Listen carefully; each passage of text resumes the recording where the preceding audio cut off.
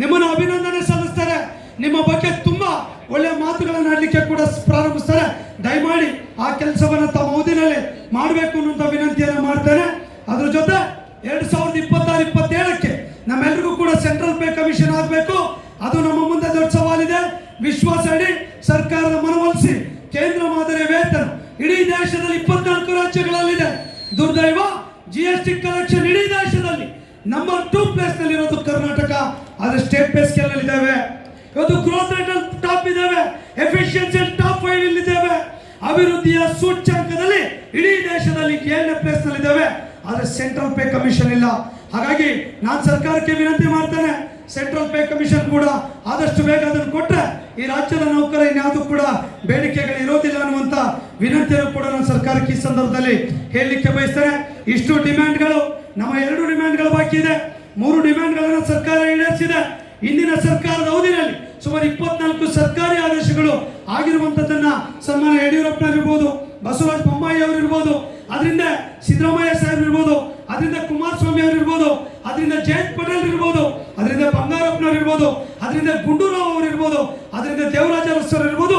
1ನೇ ವೇತನ ಆಯೋಗದಿಂದ 7ನೇ ವೇತನ ಆಯೋಗದವರೆಗೆ ಸಾಕಷ್ಟು ಜನ ಮುಖ್ಯಮಂತ್ರಿಗಳು ಈ ನಾಡಿನ ನೌಕರರ ಅಭ್ಯುದಯಕ್ಕಾಗಿ, ಏಳಿಗೆಗಾಗಿ ಸಾಕಷ್ಟು ಕೆಲಸಗಳನ್ನು ಮಾಡೋದನ್ನ ನಾವ್ಯಾರು ಕೂಡ ಮರೆಯಲಿಕ್ಕೆ ಸಾಧ್ಯ ಇಲ್ಲ. ಅವರೆಲ್ಲರಿಗೂ ಕೂಡ ಈ ಸಂದರ್ಭದಲ್ಲಿ ತುಂಬು ಹೃದಯದ ಗೌರವದೊಂದಿಗೆ ಅಭಿನಂದನೆಗಳನ್ನು ನಾನು ಸಲ್ಲಿಸಲಿಕ್ಕೆ ಬಯಸ್ತೇನೆ.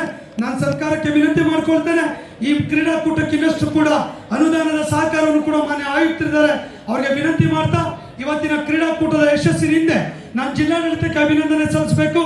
ಮಾನ್ಯ DC ಸರ್, ಗುರುದತ್ ಸರ್ ಅವರು ಯಾವುದೇ ಸಂದರ್ಭದಲ್ಲಿ ಇಷ್ಟ ಹೇಳಿದ್ರು ಈ ಕ್ರೀಡಾಕೂಟ ಶಿವಮೊಗ್ಗದಲ್ಲಿ ಆಗಬೇಕು, ಎಲ್ಲಾ ರೀತಿಯ ಸಹಕಾರ ಕೊಡ್ತೇನೆ ಅಂತ ಹೇಳಿದ್ದಾರೆ. ಜೋರ ಚಪ್ಪಾಳೆ ಮೂಲಕ ಅವರಿಗೆ ಅಭಿನಂದನೆಗಳನ್ನ ಸಲ್ಲಿಸಲಿಕ್ಕೆ ಬಯಸ್ತೇನೆ.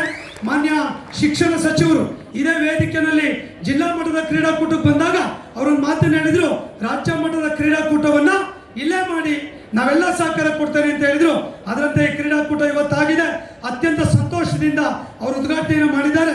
ಮಾನ್ಯ ಸಚಿವರ ಸಹಕಾರಕ್ಕಾಗಿ ನಿಮ್ಮೆಲ್ಲರ ಚಪ್ಪಾಳೆ ಮೂಲಕ ಅವ್ರಿಗೆ ಅಭಿನಂದನೆಗಳನ್ನ ಸಲ್ಲಿಸಲಿಕ್ಕೆ ಬಯಸ್ತೇನೆ. ಹಾಗೆ ವೇದಿಕೆ ಮೇಲಿರುವಂತಹ ಲೋಕಸಭಾ ಸದಸ್ಯರು ರಾಘವೇಂದ್ರ ಸರ್ ಅವರು ಕೂಡ ಅಷ್ಟೇ ನಮ್ಮೆಲ್ಲ ನೌಕರ ಸಂಘಟನೆಗೋಸ್ಕರ ಅಲ್ಲಿರುವಂತಹ ಕಟ್ಟಡ ಇರ್ಬೋದು, ಚೌಟ್ರಿ ಇರ್ಬೋದು, ನಮ್ಮೆಲ್ಲ ತಾಲೂಕಿನಲ್ಲಿರುವಂತಹ ಕಟ್ಟಡಕ್ಕೆ ಸಾಕಷ್ಟು ಅನುದಾನಗಳನ್ನು ಕೊಟ್ಟಿರೋದನ್ನ ನಾವ್ಯಾವತ್ತೂ ಕೂಡ ಮರಲಿಕ್ಕೆ ಸಾಧ್ಯ ಇಲ್ಲ. ಬೆಂಗಳೂರಿನಲ್ಲಿರುವಂತಹ 25 ಕೋಟಿ ಕಟ್ಟಡ ಇರ್ಬೋದು, ಶಿವಮೊಗ್ಗದ 25 ಕೋಟಿ ಇರ್ಬೋದು, ಎಲ್ಲದಕ್ಕೂ ಕೂಡ ಅನುದಾನಗಳನ್ನು ಕೊಡಲಿಕ್ಕೆ ಅವತ್ತಿನ ಸರ್ಕಾರದ ಮೂಲಕ ಸಾಕಷ್ಟು ಪ್ರಯತ್ನ ಮಾಡಿದ್ದಾರೆ. ನಮ್ಮ ನೌಕರರಿಗೆ ಶ್ರಮಿಸಿದ್ದಾರೆ. ಅವರಿಗೆ ಕೂಡ ಅಭಿನಂದನೆಗಳನ್ನ ಈ ಸಂದರ್ಭದಲ್ಲಿ ಸಲ್ಲಿಸಲಿಕ್ಕೆ ಬಯಸ್ತೇನೆ. ನಮ್ಮ ಸಂಗಮೇಶ್ವರ್ ಅವರು, ಮಾನ್ಯ ಶಾಸಕರು ಭದ್ರಾವತಿ, ಎಲ್ಲ ಸಂದರ್ಭದಲ್ಲೂ ಕೂಡ ನೌಕರ ವಿಚಾರ ಬಂದಾಗ ನಮ್ಮ ಜೊತೆ ಪ್ರಾಮಾಣಿಕವಾಗಿ ಕೈ ಜೋಡಿಸಿದ್ದಾರೆ. ಅವರಿಗೆ ಕೂಡ ಜೋರ ಚಪ್ಪಾಳೆ ಮೂಲಕ ನಾನು ಧನ್ಯವಾದ ಸಲ್ಲಿಸ್ತೇನೆ. ನಮ್ಮ ಸಾಗರದ ಶಾಸಕರಾಗಿರುವಂತಹ ಬೇಲೂರು ಗೋಪಾಲಕೃಷ್ಣ ಸರ್ ಅವರಷ್ಟೇ, ಅವ್ರು ಸ್ವಲ್ಪ ವರ್ಣರಂಜಿತ ರಾಜಕಾರಣಿ. ಅವ್ರ ಸ್ಟೈಲ್ ಎಲ್ಲ ನೋಡಿದ್ರೆ ನಿಮಗೆ ಗೊತ್ತಾಗ್ತದೆ. ಒಂದು ಟೈಮ್ ನಮಗೂ ಕೂಡ ಹಂಗೆ ಸ್ಟೇಟ್ಮೆಂಟ್ ಕೊಡ್ತಿರ್ತಾರೆ. ಬಟ್ ಅವ್ರು ಯಾವಾಗಲೂ ಕೂಡ ತುಂಬಾ ಸ್ಮಾರ್ಟ್. ಹಾಗಾಗಿ ಆ ಸ್ಮಾರ್ಟ್ನೆಸ್ ಅಲ್ಲಿ ನಾವು ಕೂಡ ಅವ್ರ ತರ ಸ್ಮಾರ್ಟ್ ಆಗೋಣ ಅಂತೇಳಿ ಅವ್ರಿಗೆ ಕೂಡ ಜೋರ ಚಪ್ಪಾಳೆ ಮೂಲಕ ನಾನು ಅಭಿನಂದನೆಗಳನ್ನು ಈ ಸಂದರ್ಭದಲ್ಲಿ ಸಲ್ಲಿಸಲಿಕ್ಕೆ ಬಯಸ್ತೇನೆ. ಹಾಗೆ ನಮ್ಮ ಮಾನ್ಯ ಚನ್ನಬಸಪ್ಪ ಸರ್ ಅಧ್ಯಕ್ಷತೆ ವಹಿಸಿಕೊಳ್ಬೇಕಾಗಿತ್ತು, ವಿಳಂಬವಾಗಿ ಬಂದಿದ್ದಾರೆ. ನಿಮ್ಮೆಲ್ಲರ ಜೋರ ಚಪ್ಪಾಳೆ ಮೂಲಕ ಅವರಿಗೆ ಸ್ವಾಗತದೊಂದಿಗೆ ಅವ್ರಿಗೆ ಅಭಿನಂದನೆಗಳನ್ನು ಕೂಡ ನಾನು ಸಲ್ಲಿಸಲಿಕ್ಕೆ ಬಯಸ್ತೇನೆ.